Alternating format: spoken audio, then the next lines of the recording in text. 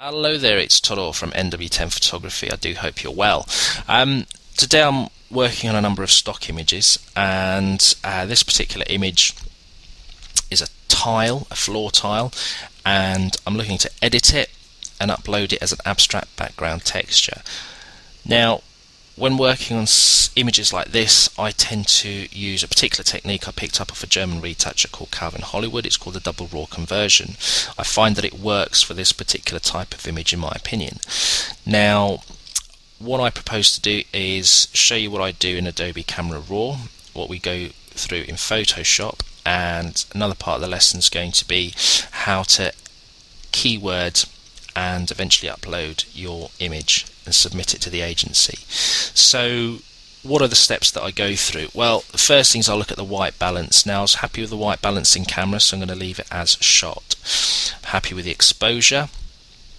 I'm not going to touch recovery, but I will touch the fill light. I'm going to bring out the fill light a little bit. Just give it a little bit of fill light there, and a little bit of the blacks, just to bring out a little bit of that veiny detail, that texture, as you can see there. I'm happy with brightness and contrast in this image, but looking at clarity, I'm quite prescriptive with regards to this, and I always set clarity to 50, vibrance to 25, and for me that works. It just works for me. Now we're going to have to open this image in Photoshop. How do I do that? Well, it's going to be different than just pressing open image, because we want to open it as a smart object. So we press shift on your keyboard and open object, like so. Whilst we're waiting for that to open in Photoshop, it should take a few moments. Okay, image is now open in Photoshop. As you see, already it's looking good, although we want to bring out more of that detail. So what do we do? Now, normally you'd duplicate the layer that you're working on and so forth, but in this instance we can't just go Control J. You have to do something completely different, because the layer that we want to work on, the new one, we don't want the adjustments we do on that layer to affect this layer. So what we do, we we have a new smart object via copy. We click that, and what we do, we'll double click on the icon. Okay, wait for it to open, and it brings you back to the Adobe Camera Raw interface. Now this is where we can have a bit of fun. Now what I do is I'll increase the blacks a little bit more, just bring out more of that lovely detail. I might reduce it slightly, a bit of fill light. Okay, open that up.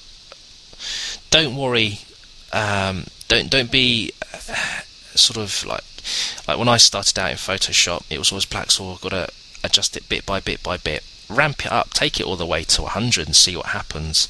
Okay, it's too dark, bring it down a little bit.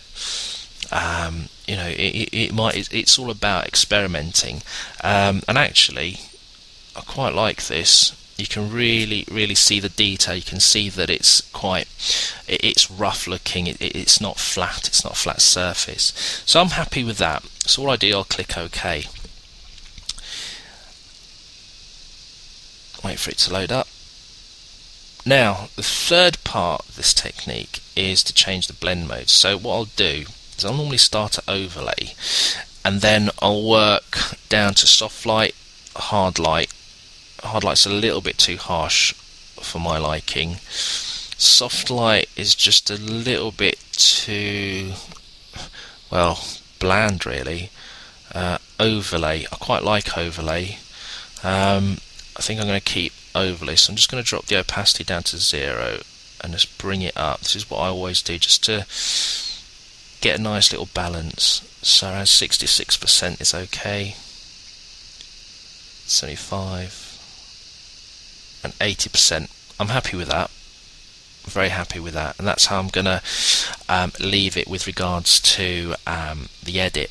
Now, with regards to this section here, it looks a little bit uneven, and light, and there's a risk that whoever reviews this image will probably reject it in light of that. So I've got action I picked up on the internet, on YouTube, and again, I'll put a link onto it. It's not my technique, it's actually from a guy called AJ Wood, who put a video together, and he picked it up off a UK-based retoucher called Glyn Dewis.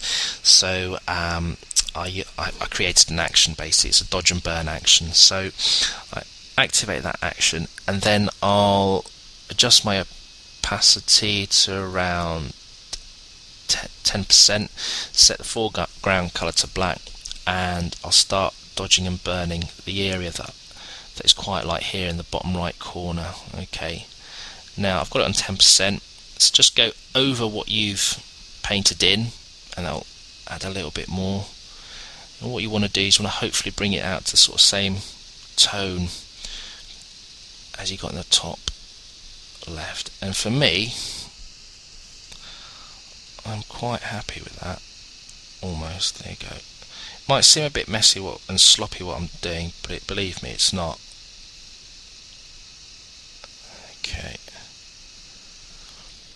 Okay, now I'll press X on my keyboard to change the foreground colour to white, and just bring out that a little bit. Okay, it's all about just taking your time and making sure it's right, because one thing you don't want is just for it to be rejected on something really silly, something that you could have spent a few extra minutes on in Photoshop and get perfect. Because with abstract background textures as stock, if they're a really popular image, you could get tens to hundreds of downloads, and downloads, if the minimum is, let's say, 25 cents for someone who's subscribing, to, let's say, a couple of dollars for someone who's not a subscriber and buying an image, that really does add up. Now I'm happy with this, and let me just press the Alt key and toggle between the original image I started with to what we have now.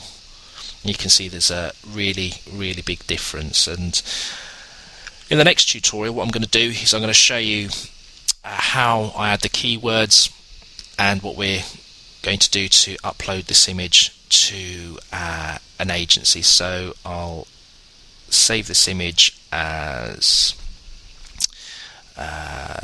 abstract. Have I got that right? No. Abstract background texture, and I'll save it as a PSD file, and there you go. And next time, like I say, we'll be going through the keywording and the uploading to the agencies. Thank you for watching, and I look forward to any feedback, comments, questions. You can contact me either via my Facebook page, which is facebook.com/NW10 photography, or via my website, which is nw10photography.com. Thanks very much for watching, and see you soon.